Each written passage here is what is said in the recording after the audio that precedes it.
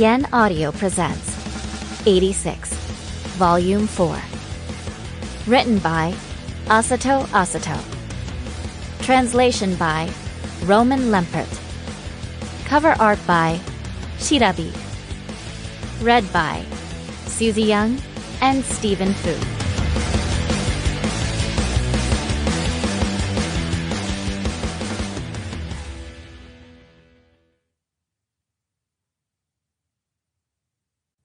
Prologue.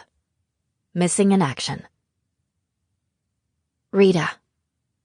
That was the name the boy, Henrietta Penrose's childhood friend, would always call her.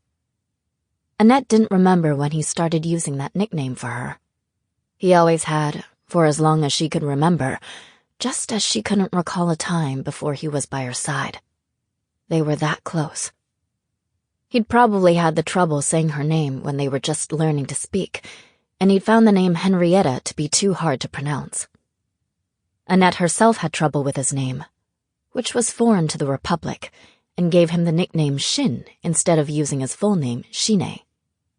He'd known her ever since they were children. He was a bright child who would often smile. His older brother would always spoil him, so he was something of a crybaby for his age.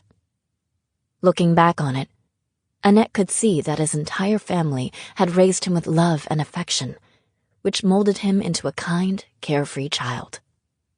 He lived in the house next door, so he and Annette would play every day. Though they often had their spats, they always made up the very next day and went right back to playing.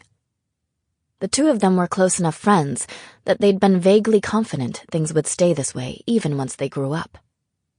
Then, on that fateful day 11 years ago, they were forever robbed of that friendship. Or so Annette had believed. As she exited the transport plane, a Giad military officer stood waiting to greet her. Annette squinted her silver eyes as she looked at him. A steel blue uniform, contrasting with the Republic of San Magnolia's stylish Prussian blue. The holster of the hefty automatic pistol at his waist blended in seamlessly with his outfit. He stood on the runway awash with spring sunlight, like a stalwart steel blue shadow. The Federacy had faced the Legion's onslaught head-on for the past 11 years, and this officer stood as silent evidence of that history. He had the well-built physique of a wild animal, and wore a cold gaze beneath the brim of his army cap. But in truth, he was around the same age as Annette. A teenage... Sample complete. Ready to continue?